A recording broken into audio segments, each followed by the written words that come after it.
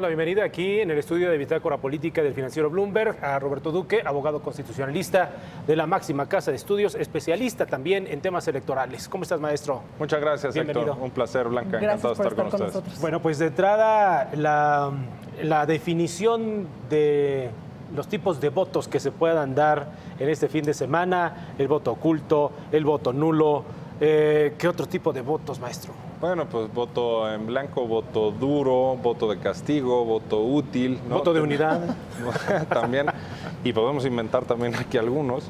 Pero fundamentalmente el primer tipo de voto pues es el voto válido, el que cumple con los requisitos legales, ¿no? Cruzar un recuadro por un solo partido, o en caso de que vayan en coalición, pues en dos o más. Pero es un voto que sí se contabiliza en México y que tiene pues todos los efectos legales, por ejemplo, para calcular el financiamiento que después recibirán los partidos políticos.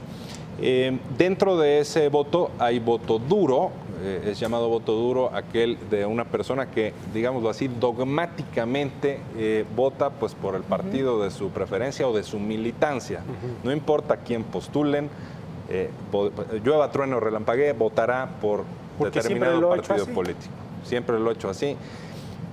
Pero también está el voto por candidato, ¿no es cierto? Hay una combinación aquí. Cuando uno vota, puede estar uno inclinado tal vez por el partido, que a uno más le convence, o por el candidato que a uno más le convence, ¿no?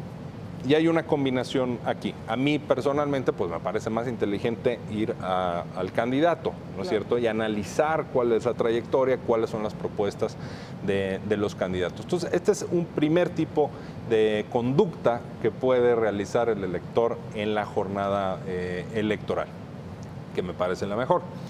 La peor, vámonos al otro extremo, pues es el abstencionismo. Es la persona que no hace nada, no influye en nada acerca de cómo una sociedad, bien o mal, no hay democracia perfecta, pero cómo una sociedad se organiza para poder tener un diseño de sus instituciones y de quién va a decidir por nosotros, ¿no? Entonces, esa es, digamos, la peor de las alternativas que hay para una jornada electoral, ¿no? Y el voto útil o el voto de castigo, que también tú nos comentabas, que hay varias elecciones, sobre todo en este 2017, que posiblemente dicen, como dices tú, Héctor, los que saben, habrá voto de castigo sobre algún partido o sobre algún candidato. Sí, bueno, el voto útil primero es aquel en el que el elector hace un cálculo, y las encuestas son muy importantes para definir ese voto útil, porque con base en la fuerza que tienen las distintas opciones, entonces toma una decisión que a lo mejor sin encuestas no hubiera tomado. Déjame poner un ejemplo. A lo mejor yo tengo un candidato o candidata que es mi predilecto, pero si veo que no tiene posibilidades de ganar, entonces digo, a ver, de los de arriba, ¿cuál me parece el mejor o el menos malo? Si para mí lo peor que me pudiera pasar en la vida es que gane determinado partido político, el voto útil pues consiste en votar por el que más probabilidad tenga de ganarle a esa mala opción, ¿no? Entonces, esto es, en pocas palabras, el voto útil. Y luego el voto de castigo es una manifestación de protesta en la casilla. Tampoco tal vez se está votando por pros, sino por contras, ¿no es cierto? No está votando pro algo, sino en contra de algo o alguien. Y normalmente pues es el partido en el gobierno el que puede estar recibiendo normalmente pues más votos de castigo, ¿no? Que en estas entidades, pues por ejemplo, quien gobierna en Veracruz pues es un partido, quien gobierna en los otros estados es otro. Entonces son diferentes modalidades, pero sin duda el mejor de todos los votos es el voto informado. Hay que dedicarle un ratito a analizar, ¿no? Roberto, no sé, Blanca o tú mismo, maestro, han escuchado, a diferencia de otros procesos electorales, la difusión y la campaña del voto nulo, ¿no? De hecho, tú saltaste a las redes sociales y te convertiste en un rockstar del internet, Roberto, cuando pues te ponías este tema de, a ver, el voto nulo no sirve o no es lo mejor para una democracia como la nuestra. en esta ocasión, o para este proceso electoral, no se ha escuchado tanto este llamado para que la gente este fin de semana anule su voto. Al contrario, pareciera que se han logrado unir estas voces y estos sectores para que salga la gente a votar. Sí, y a mí me da mucho gusto. También el año pasado también brilló por su ausencia el movimiento anulista.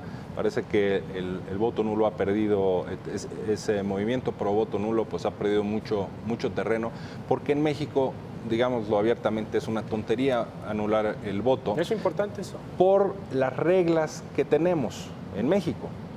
Hay otros países en donde el voto en blanco, así se le llama a un voto anulado deliberadamente, no por error del elector, sino a propósito. Y entonces hay efectos legales que pueden, por ejemplo, llegar a anular una elección completa si hay mayoría de votos nulos, como en Colombia, que es el caso tal vez más emblemático en nuestra región.